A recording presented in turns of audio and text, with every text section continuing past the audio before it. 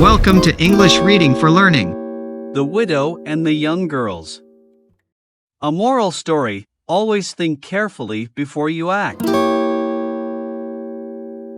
A widow lived alone with her two young girls. The widow's day started with the crowing of her cock. Just as the cock crowed early in the morning, she woke up her girls.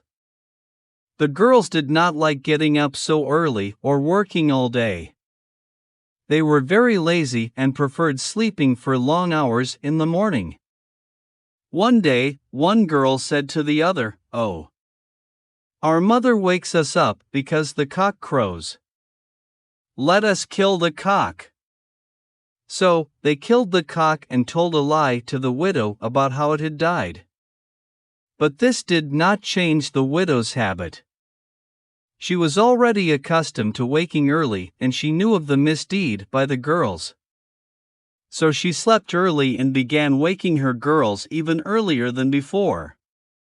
The girls had to now get up even earlier to do housework. Thanks for watching and listening. Please click like and subscribe for new and latest uploads.